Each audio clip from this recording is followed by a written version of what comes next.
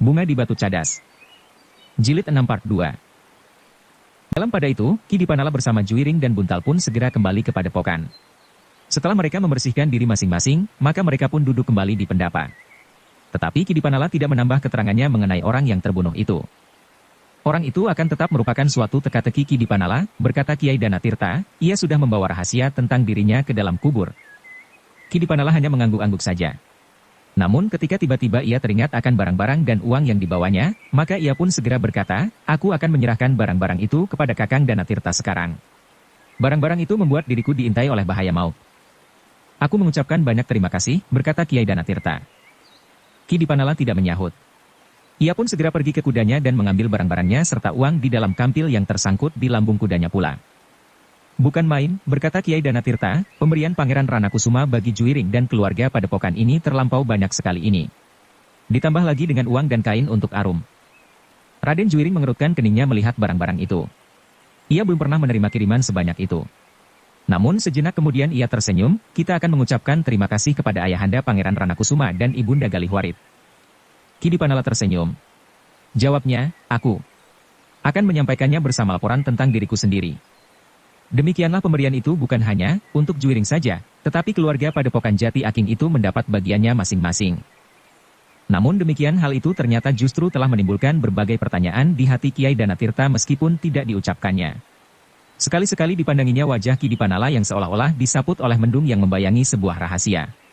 Tetapi Kiai Danatirta tidak bertanya apapun.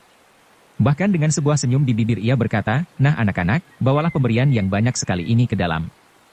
Simpanlah baik-baik dan kita akan mempergunakan dengan baik pula.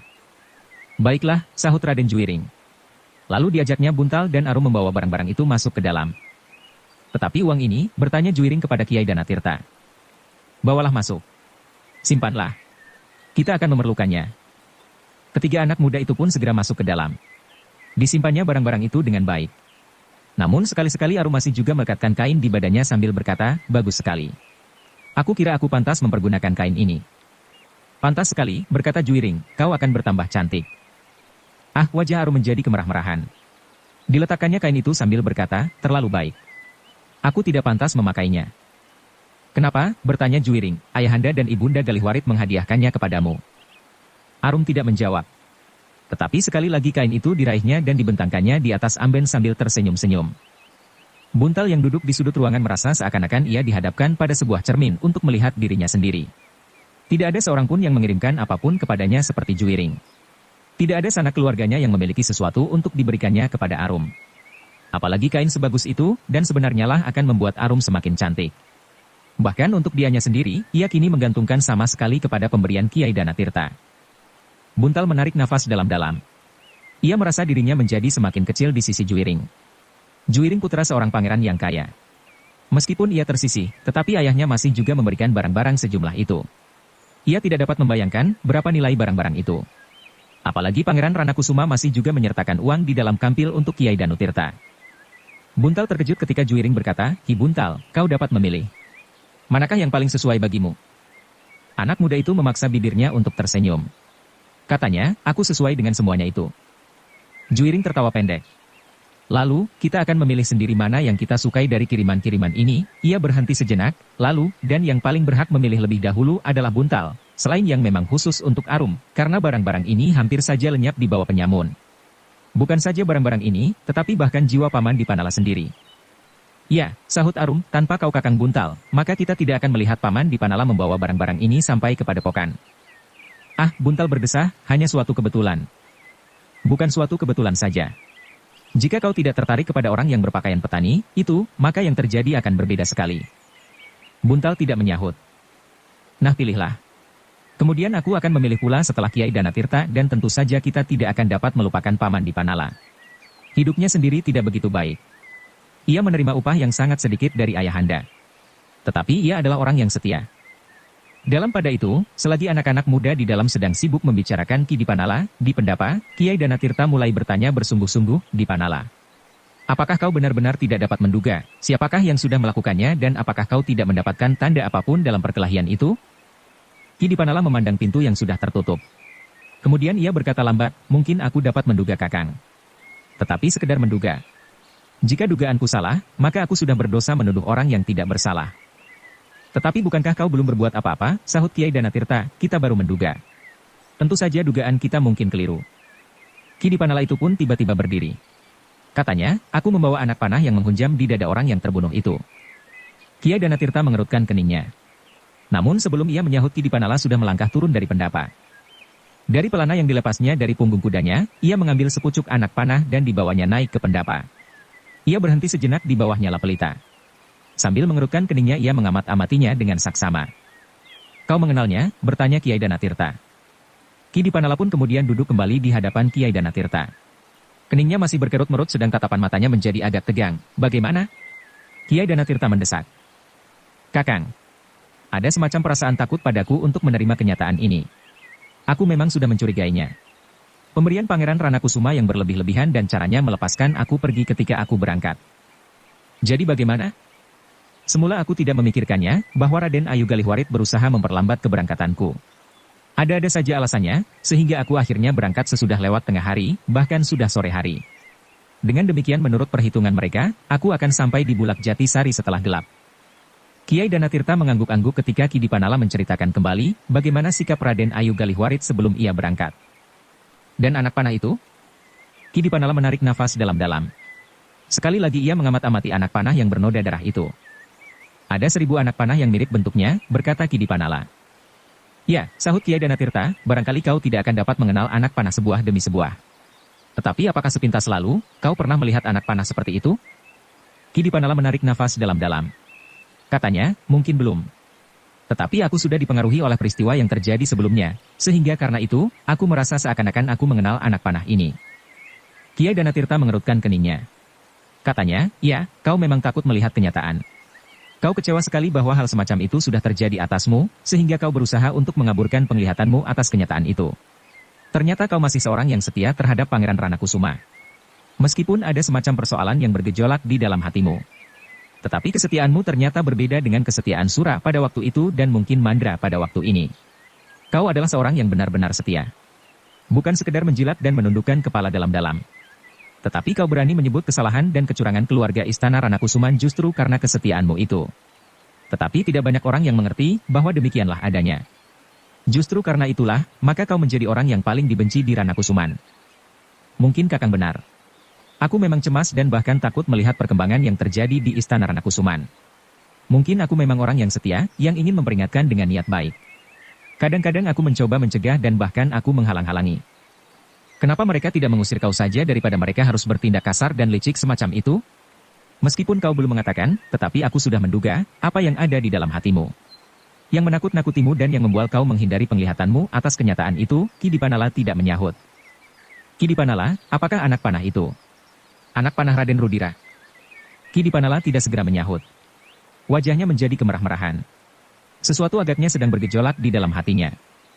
Sejenak kemudian terdengar suaranya parau, aku tidak tahu Kakang. Aku tidak tahu. Kiai Danatirta menarik nafas dalam-dalam. Lalu katanya, kali ini kau tidak usah mengingkari kata hatimu Dipanala. Kau sudah berada di ujung tanduk seekor kerbau liar yang dungu. Kau harus melihat kenyataan itu dengan dada terbuka, Ki Dipanala tidak segera menjawab. Menurut urutan ceritamu Dipanala, ternyata bahwa orang-orang di Istana Ranakusuman, setidak-tidaknya sebagian dari mereka memang berusaha membunuhmu. Kau tidak disukai di Ranakusuman, tetapi mereka tidak dapat mengusirmu. Dan kau juga tidak dapat meninggalkan mereka seperti Sura, karena kau bukan sekedar penjilat yang akan lari jika tidak ada lagi tulang-tulang yang dilemparkan kepadanya. Kau adalah seorang yang sadar akan diri dan harga dirimu, Kiai Danatirta berhenti sejenak. Lalu, namun demikian kau pun harus melihat kenyataan yang dapat terjadi. Ki Dipanala menjadi tegang sejenak. Namun kemudian kepalanya terangguk-angguk kecil. Dipanala, sebenarnya kau dan aku sependapat. Setidak-tidaknya kita menduga, benar atau salah, bahwa ada yang dengan sengaja menjerumuskan kau ke dalam suatu perangkap pembunuhan. Salah atau benar, kita sama-sama menduga bahwa yang berusaha menutup mulut penyamun itu untuk selama-lamanya adalah orang-orang Ranakusuman. Karena kita tahu bahwa Raden Rudira adalah seorang pemburu yang cakap, maka ia akan dapat membidik dengan tepat meskipun di malam hari. Kepala Ki Dipanala menjadi semakin tunduk.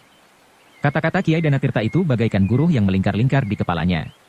Namun ia tidak dapat lari dari suara itu, karena di dalam hatinya suara itu pun telah berkumandang sebelum Kiai Danatirta mengucapkannya. Bagaimana menuruti pendapatmu Dipanala? Ki Dipanala masih terdiam sejenak. Apakah kau tidak berani melihat hal itu? Ki Dipanala menarik nafas dalam sekali. Katanya, aku memang takut melihatnya. Tetapi aku tidak dapat lari dari pengakuan itu. Kau sependapat? Ki Dipanala menganggukkan kepalanya, ya Kakang, nah, jika kau sependapat, maka kita akan dapat melihat lebih jauh lagi. Kenapa di saat kau dijerumuskan ke dalam tangan para penyamun justru kau harus membawa barang-barang yang cukup banyak beserta uang sekampil? Ki Dipanala menggelengkan kepalanya. Jawabnya, aku tidak tahu Kakang. Mungkin orang-orang yang ingin membunuhku itu benar-benar membuat kesan, seakan-akan aku telah dirampok. Jika barang-barang itu hilang, atau jika kau sama sekali tidak membawa apa-apa, bukankah sama saja akibatnya bagi orang lain yang menemukan kau mati di tengah bulak? Ki Dipanala menarik nafas dalam-dalam. Namun sekali lagi ia menggeleng, aku tidak mengerti. Perhitungan apakah yang membuat mereka berbuat demikian? Kita memang tidak dapat menebak semua teka-teki dari percobaan pembunuhan ini. Tetapi bersyukurlah kepada Tuhan bahwa kau telah terlepas dari bencana. Ki Dipanala tidak segera menyahut. Namun ia pun menyadari bahwa ia masih dilindungi oleh Tuhan yang tunggal, sehingga ia selamat dari tangan para penyamun itu, dengan membiarkan buntal tetap berada di sawah meskipun langit menjadi buram, karena ia melihat orang yang berpakaian seperti petani dari Sukawati itu. Semua itu adalah kehendak Tuhan yang Maha Kuasa yang Maha Pengasih lagi Maha Penyayang, katanya di dalam hati. Dipanala, berkata Kiai Danatirta kemudian, jika kita tetap tidak dapat memecahkan teka-teki tentang barang-barang yang justru kau bawa, apakah kau dapat mencari alasan, kenapa kau akan dibunuhnya? Apakah sekedar karena kau pernah berusaha mencegah Raden Rudira membawa Arum? Ki Dipanala menarik nafas dalam-dalam. Katanya, aku dan Sura memang pernah diikat pada sebatang pohon di halaman istana Pangeran Ranakusuma. Aku dan Sura akan mendapat hukuman cambuk di hadapan para abdi di Ranakusuman. Tetapi bukankah keluarga Sura dan keluargamu tinggal di dalam dan di belakang halaman istana itu? Ki Dipanala mengangguk. Jadi bagaimana jika keluargamu, anak-anakmu dan anak-anak Sura melihatnya? Mungkin memang itulah yang dimaksudkannya, Kiai Danatirta menarik nafas dalam-dalam. Tetapi aku dapat memaksa Pangeran Ranakusuma dan istrinya yang cantik itu untuk mengurungkan niatnya, desis Dipanala. Itulah yang aku heran. Kadang-kadang kau berhasil memaksakan pendapatmu, Kiai Danatirta berhenti sejenak, lalu, tetapi hal itu pula lah agaknya yang telah membuat mereka ingin membunuhmu. Memang ada dua kemungkinan. Raden Rudira yang membencimu karena ayahandanya selalu mendengarkan kata-katamu, atau Pangeran Ranakusuma sendiri atau Raden Ayu Galihwaritlah yang ingin membunuhmu, karena kau terlampau berpengaruh atas mereka karena sesuatu sebab. Agaknya kedua-duanya Kakang.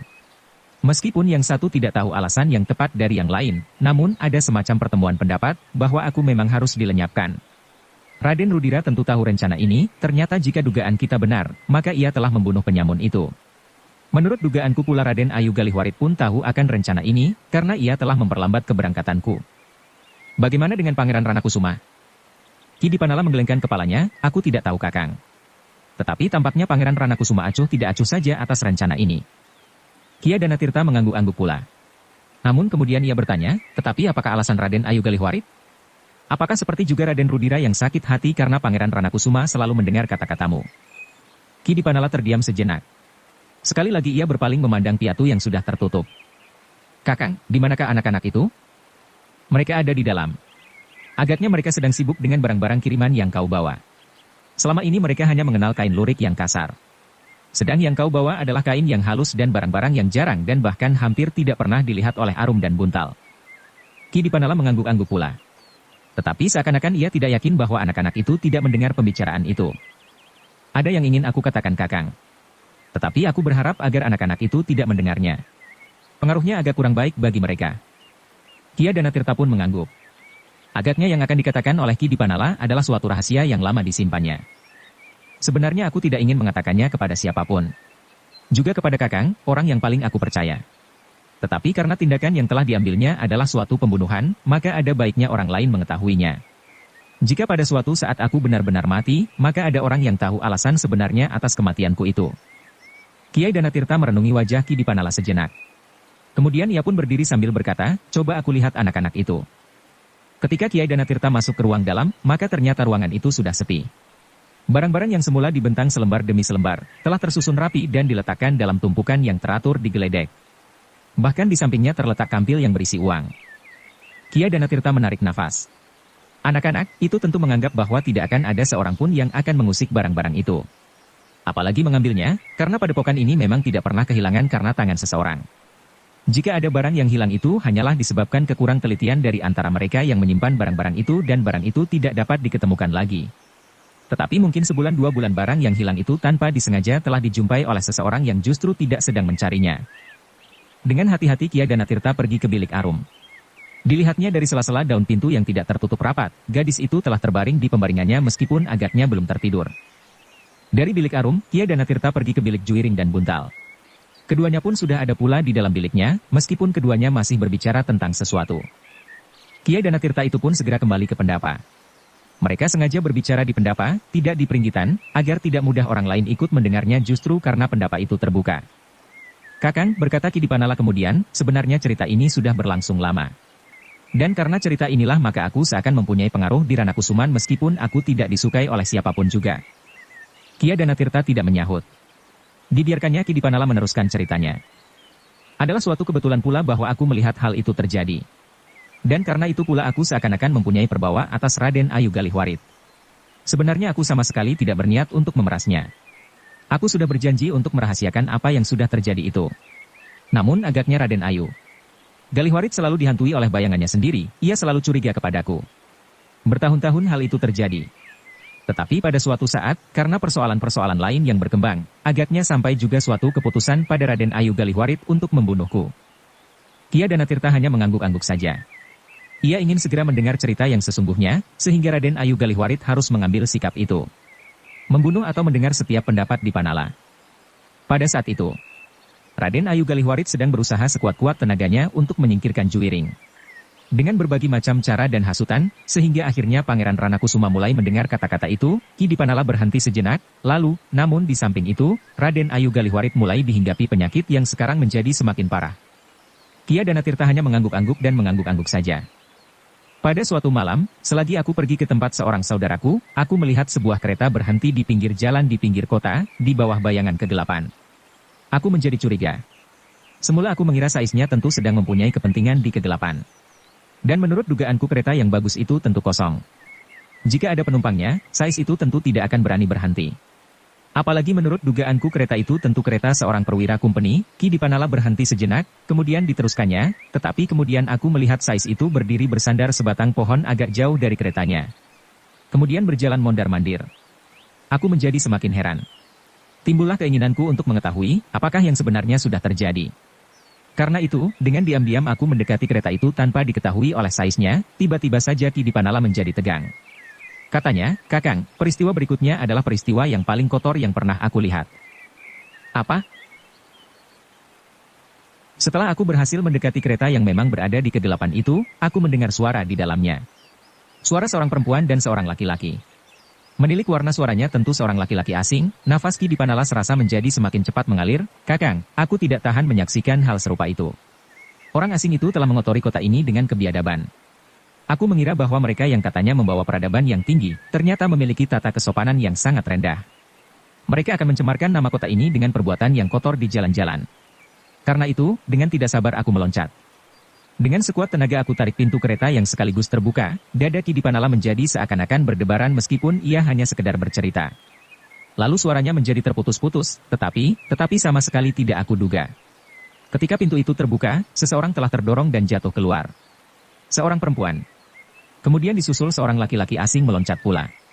Tetapi, yang sama sekali tidak aku duga.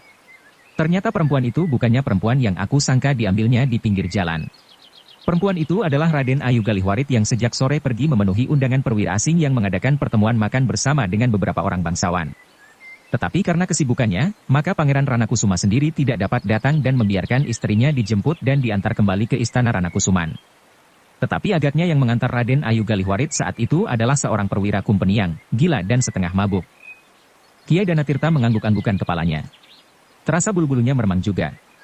Itulah sebabnya maka istana Ranakusuman menjadi penuh dengan berbagai macam barang-barang hadiah dari orang-orang asing itu. Barang-barang yang tidak terdapat di Surakarta sendiri. Sejenak kemudian, setelah menarik nafas dalam-dalam, Ki Dipanala meneruskan, Kakang dapat membayangkan bagaimana perasaan Raden Ayu Galihwarit yang kemudian dibantu oleh orang asing itu berdiri memandang aku. Meskipun di dalam kegelapan, tetapi ia segera mengenal aku pula. Dipanala, katanya dengan suara gemetar. Aku menjadi bingung. Tetapi aku pun kemudian mengangguk sambil menjawab, ya Raden Ayu. Sejenak Raden Ayu Galihwarit memandang aku. Kemudian terdengar ia menggeram, apakah kau sudah gila? Maaf Raden Ayu, hamba tidak tahu, gila. Kenapa kau mencampuri persoalan orang lain? Seandainya kau tidak tahu siapa yang ada di dalam, apakah hubunganmu dengan hal ini? Ampun Raden Ayu. Hamba adalah seorang penghuni kota ini. Hamba tersinggung bahwa hal ini sudah terjadi di jalan-jalan raya di kota Surakarta yang amat hamba junjung tinggi ini. Tetapi itu bukan urusanmu. Terdorong oleh rasa tanggung jawab hamba semata-mata atas kota ini. Kakang Danatirta, sebenarnya aku sudah akan berlutut minta maaf kepada Raden Ayu Galihwarit. Tetapi orang asing yang agaknya sudah dapat mempergunakan bahasa kita itu ikut memaki. Kau memang anjing tidak tahu diri, katanya. Dan Raden Ayu itu tidak melindungi aku sama sekali, bahkan ia pun memaki, kau merupakan malapetaka bagiku di Panala. Ampun Raden Ayu, hamba tidak akan berbuat apa-apa. Hamba akan pergi dan melupakan apa yang pernah hamba lihat ini. Raden Ayu Galihwarit memandangku dengan tajamnya. Namun agaknya Raden Ayu Galihwarit tidak mempercayaiku. Ki anjing busuk, berkata kumpeni itu, kau berani mengganggu Raden Ayu dan aku ya? Kau sudah menghina aku. Ia sangat berbahaya bagiku, berkata Raden Ayu Galihwarit kepada orang asing itu. Jadi apakah maksud Raden Ayu orang ini dilenyapkan saja? Dadaku berdesir mendengar pertanyaan itu. Dan apalagi setelah aku mendengar jawabnya, terserahlah kepada Tuan. Hatiku bergejolak mendengar orang asing itu tertawa. Apalagi ketika tiba-tiba saja tangannya meraba sesuatu di balik bajunya. Aku tahu bahwa ia mengambil senjata api. Jika senjata api itu meletus, sebutir peluru akan menembus dadaku dan aku akan mati seketika, sedang tidak akan seorang pun di sekitar tempat itu yang akan berani berbuat sesuatu, karena mereka sadar bahwa suara itu adalah suara senjata yang sangat menakutkan. Tetapi alangkah takutnya aku kepada mati pada waktu itu. Kematian bagiku lebih menakutkan daripada kumpeni itu dan juga daripada Raden Ayu Galihwarit. Itulah sebabnya aku tiba-tiba saja berbual sesuatu untuk menghindarkan diri dari kematian. Ketika aku melihat tangan orang asing itu menggenggam benda yang menakutkan itu, tiba-tiba saja aku kehilangan pertimbangan lain. Aku menganggap bahwa membela diri adalah jalan satu-satunya untuk melepaskan diri dari ketakutanku akan mati. Karena itu ketika orang asing itu mengacungkan senjatanya kepadaku, tiba-tiba saja aku meloncat. Dengan kakiku aku berhasil menghantam pergelangan tangannya sehingga senjata itu terloncat dari tangannya sebelum meledak.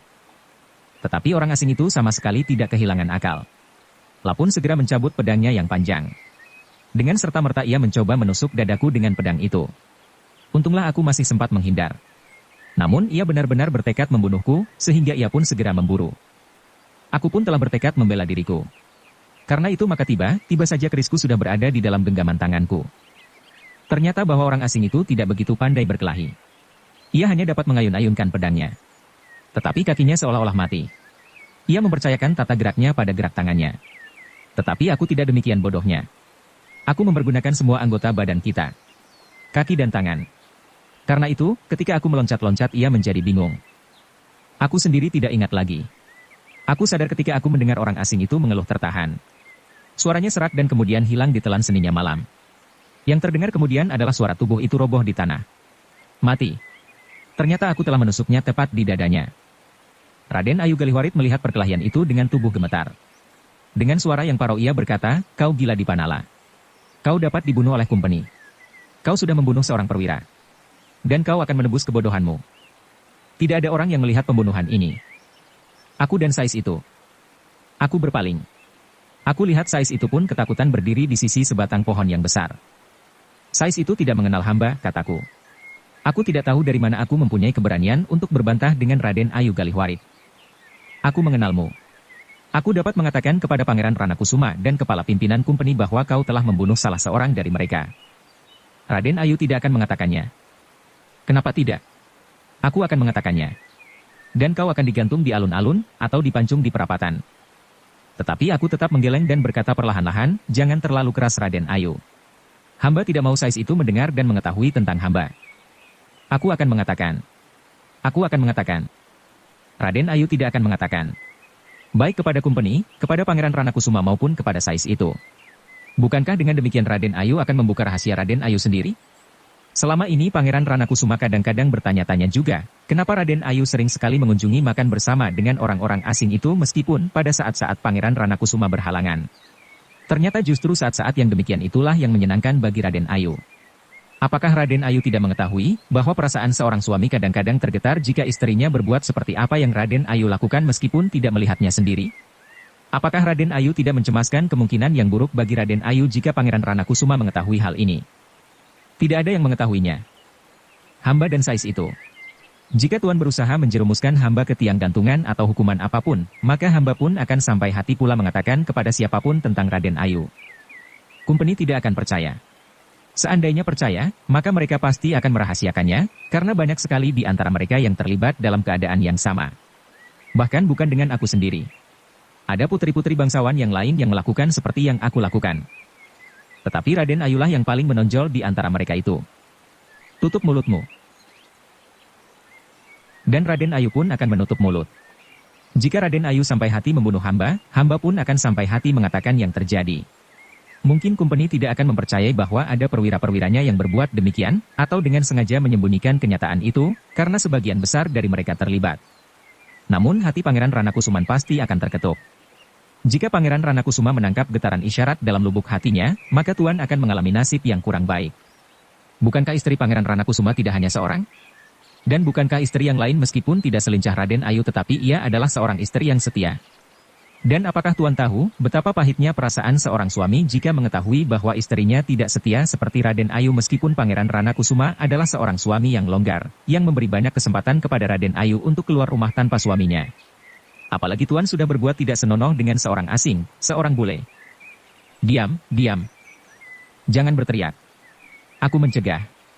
Tetapi wajah Raden Ayu Galihwarit menjadi pucat. Nah Raden Ayu, kataku kemudian, terserahlah kepada Raden Ayu. Sebelum ada orang yang mengetahui tentang aku, maka aku akan pergi. Tetapi jika hamba ditangkap oleh siapapun juga karena membunuh Kumpeni, hamba akan mengatakannya juga kepada siapapun. Bahwa Tuan sudah berbuat sesat. Maka nama Raden Ayu, seorang putri bangsawan yang menjadi istri seorang pangeran pula, akan tercemar. Dan Tuan akan tersisih dari pergaulan. Mungkin Raden Ayu akan disingkirkan dari Ranakusuman dan ayahanda Raden Ayu tidak akan menerima Raden Ayu lagi. Dengan demikian Raden Ayu akan dapat membayangkan apa yang akan terjadi pada Raden Ayu. Terasing dan dihinakan oleh seluruh rakyat Surakarta. Yang terbayang pada Raden Ayu hanyalah tinggal satu jalan, semakin jauh terperosok ke dalam kesesatan. Tidak, tiba-tiba Raden Ayu Galihwarit menutup wajahnya dengan kedua belah tangannya. Terdengar isak tangisnya tertahan-tahan. Sudahlah Raden Ayu, kataku kemudian aku akan pergi dan hentikan semuanya yang pernah Raden Ayu lakukan, mumpung belum ada seorang pun yang mengetahui dari keluarga Tuan. Dari keluarga Ranakusuman, apalagi putra Raden Ayu yang meningkat dewasa itu. Aku tidak menghiraukannya lagi. Aku pun segera pergi meninggalkannya. Meninggalkan Raden Ayu Galihwarit yang sering disebut Raden Ayu Sontrang itu, dan mayat seorang Kumpeni di pinggir jalan yang sepi. Aku tidak peduli lagi kepada Sais yang aku sangka ketakutan itu. Kenapa sekedar kau sangka? Tiba-tiba Kiai Danatirta bertanya. Ki Dipanala menarik nafas dalam-dalam. Dipandanginya Kiai Danatirta sejenak, lalu ceritanya masih panjang Kakang. Apakah Kakang tidak menjadi jemu? Ceritakanlah, berkata Kiai Danatirta kemudian. Ki Dipanala menarik nafas dalam-dalam. Aku ingin mendengar kelanjutan ceritamu. Nanti saja kau makan hidangan yang ada. Sekarang kau bercerita terus. Ki Dipanala tersenyum. Namun dari matanya memancar perasaannya yang pahit mengenangkan apa yang pernah terjadi itu. Jadi, aku sudah membunuh seorang Kumpeni Kakang. Kiai Danatirta mengangguk-angguk. Katanya, itulah yang ingin aku katakan. Jadi perwira Kumpeni yang mati itu kaulah yang membunuhnya? Ki Dipanala mengangguk. Ternyata Raden Ayu Galihwarit benar-benar tidak membuka rahasiamu. Ya Kakang. Raden Ayu Galihwarit tidak membuka rahasiaku. Ia tidak mengatakannya kepada siapapun. Dan aku pun memenuhi janjiku pula. Aku merahasiakannya. Tidak seorang pun yang pernah mengetahui hal itu terjadi. Kepada Kakang pun baru sekarang aku mengatakannya. Ki Dipanahi berhenti sejenak, lalu, agaknya sesuatu telah menggerakkan hati Pangeran Ranakusuma. Tetapi, meskipun ia mulai curiga, bahkan anak laki-lakinya itu pun mulai bertanya-tanya tentang tabiat ibunya, namun Pangeran Ranakusuma itu masih saja membiarkannya berbuat demikian. Mungkin pangeran itu ingin menemukan bukti-bukti yang mantap. Jadi Raden Ayu itu tidak sembuh meskipun kau pernah menemukannya? Hanya untuk beberapa waktu. Tetapi penyakit itu kambuh kembali. Namun aku semula tidak mempedulikannya lagi. Aku tidak akan mencampuri persoalannya. Jika aku membunuh orang asing itu, sama sekali bukan karena aku ingin mencampuri persoalan Raden Ayu Galihwarit meskipun hatiku menjadi sakit sekali. Kiai Danatirta mengangguk-angguk. Dan Sais itu pun tidak mengatakan kepada siapapun juga tentang kau dan tentang Raden Ayu Sontrang. Ki Dipanala menarik nafas dalam-dalam. Katanya, sekarang tidak dapat berkata kepada siapapun juga. Kenapa? Ia sudah mati. Mati? Ya. Apakah Raden Ayu Galihwarit mencurigainya dan menyuruh seseorang membunuhnya? Sejenak Ki Dipanala termenung. Namun kemudian katanya lambat, akulah yang membunuhnya. Kenapa kau? Sais itu sebenarnya sama sekali tidak ketakutan ketika aku membunuh orang asing itu. Meskipun ia tidak mengatakan kepada siapapun juga, namun ia mempunyai maksud tertentu. Ki Dipanala berhenti sejenak. Kakang, bukankah saat itu Surakarta menjadi gempar? Tetapi saat itu Raden Ayu Galihwarit mengatakan bahwa ia tidak tahu menahu tentang pembunuhan itu. Tiba-tiba saja ketika orang asing itu mengantarkannya pulang seperti dipesankan oleh Pangeran Ranakusuma. Ia sudah diserang oleh seseorang yang tidak dikenalnya. Tetapi, Kiai Danatirta memotong, apakah tidak seorang pun yang bertanya, kenapa kereta itu lewat jalan yang sepi di pinggir kota? Beberapa orang telah mencurigai Sais itu Kakang. Bahwa ia dengan sengaja telah mengumpankan perwira company itu. Mereka mempertimbangkan bahwa orang-orang yang duduk di dalam kereta tidak mengetahui jalan manakah yang sudah mereka lewati karena mereka tidak memperhatikannya. Apalagi orang asing itu masih belum begitu mengenal jalan-jalan di Surakarta. Tetapi Raden Ayu Galihwarit yang mencemaskan nasibnya sendiri, bahwa Sais itu akan bercerita tentang dirinya, mencoba membelanya. Menurut Raden Ayu Galihwarit, orang asing itu memang ingin melihat beberapa bagian dari kita Surakarta. Di malam hari? Di siang hari ia tidak mempunyai waktu lagi. Apalagi malam masih belum terlampau larut. Apa tidak ada seorang pun yang justru mencurigai Raden Ayu Galihwarit? Kumpeni-kumpeni itu yakin, kalau perempuan bangsawan itu dapat dipercaya. Kiai Danatirta mengangguk-angguk. Lalu, tetapi bagaimana Sais itu kemudian terbunuh? Apakah Raden Ayu Galihwarit mengupahmu? Ki Dipanala menggelengkan kepalanya, tidak. Aku tidak menerima upah dan aku memang bukan seorang pembunuh. Tetapi agaknya Raden Ayu Galihwarit tidak mau melibatkan orang lain lagi di dalam persoalan ini. Itulah sebabnya ia datang kepadaku dan minta kepadaku, agar aku membunuh Sais itu. Apakah Sais itu akan membuka rahasia? Ki Dipanala mengangguk, Sais itu mengancam akan membuka rahasia. Ia memeras? Ya. Barangkali itulah yang ditakutkan atasmu. Mungkin pada suatu saat kau akan memerasnya juga. Setelah Sais itu, maka datang giliranmu untuk disingkirkan. Ki Dipanala mengangguk-angguk. Jawabnya, Kakang benar. Apakah Sais itu memeras harta benda Ranakusuman? Jika demikian, aku sudah berjanji untuk tidak mencampuri persoalan itu. Tetapi sikapnya yang sangat menyinggung perasaan itulah yang membuat aku marah dan membunuhnya. Apalagi ia dengan sengaja melawan aku. Karena itu, sebenarnya ia bukan seorang penakut yang gemetar melihat aku membunuh orang asing itu. Jadi apa yang diperas? Itulah yang gila. Sais yang masih muda itu telah memeras Raden Ayu Galihwarit. Ya, tetapi apakah yang ingin didapatkannya dari Raden Ayu itu? Raden Ayu itu sendiri. Kiai Danatirta benar-benar terkejut mendengar jawaban Ki Dipanala. Ya Kakang. Yang diinginkan oleh Sais itu adalah Raden Ayu Galihwarit yang meskipun lebih tua daripada Sais itu, namun kesegarannya telah membuat Sais itu menjadi gila. Sais itu ingin berbuat terlalu banyak atas Raden Ayu Galihwarit seperti orang asing yang telah aku bunuh itu. Kiai Danatirta menarik nafas dalam-dalam sambil mengusap dadanya. Katanya, apakah dunia ini benar-benar sudah hampir kiamat? Kenapa hal yang serupa itu dapat terjadi di atas bumi Surakarta ini? Ya Kakang. Itulah yang telah memuakkan aku. Jika Raden Ayu Galihwarit menolak, maka ia akan membuka rahasia pembunuhan itu kepada Kumpeni dan kepada Pangeran Ranakusuma serta membuka rahasia hubungan Raden Ayu Galihwarit dengan orang-orang asing yang banyak diketahuinya. Dan kau percaya begitu saja? Mungkin itu hanya sekedar cerita Raden Ayu Galihwarit untuk memaksamu membunuh Sais itu. Semula aku menyangka demikian Kakang. Tetapi ternyata tidak. Ketika hal itu aku tanyakan langsung kepada Raden Ayu Galihwarit, maka ia bersedia membuktikan apa yang dikatakannya. Apa yang sudah dilakukannya? Ia memberitahukan kepadaku apa yang harus dilakukannya untuk memenuhi niat Sais yang gila itu. Sais itu akan menjemput Raden Ayu Galihwarit seolah-olah ia mendapat perintah dari Kumpeni. Raden Ayu Galihwarit harus berusaha agar ia pergi seorang diri tanpa emban atau pengawal seperti yang sering dilakukan jika ia dijemput oleh orang-orang asing dari rumahnya. Orang asing yang banyak memberi harapan bagi Pangeran Ranakusuma dan banyak memberikan kecemerlangan bagi istananya, sehingga Pangeran Ranakusuma tidak dapat melarang, jika istrinya pergi mengunjungi pertemuan yang diselenggarakan oleh Kumpeni, apalagi penyelenggaraan itu dilakukan di rumah para bangsawan pula. Ki Dipanala berhenti sejenak, lalu, tetapi saat yang ditentukan itu sama sekali bukan atas perintah Kumpeni tetapi atas kehendak Sais itu sendiri. Oh, dosa itu berkembang begitu cepatnya. Ya Kakang. Dan aku harus melindungi dosaku dengan dosa baru yang harus aku lakukan. Aku harus membunuh lagi, Kiai Danatirta mengangguk-anggukkan kepalanya. Aku harus menunggu di tempat yang sudah ditentukan oleh Sais itu sendiri menurut petunjuk Raden Ayu Galihwarit, yang ternyata adalah sebuah pondok kosong milik orang tua Sais yang gila itu. Di dalam pondok itu aku harus menanti dengan hati yang berdebar. Dan mereka datang? Kiai Danatirta menjadi tidak sabar. Ya. Ketika senja mulai turun aku mendengar derap kaki kuda. Justru sebelum gelap. Langit masih merah oleh sisa cahaya matahari yang tersangkut di tepi gumpalan awan yang mengapung di langit. Kiai Danatirta menarik nafas dalam-dalam.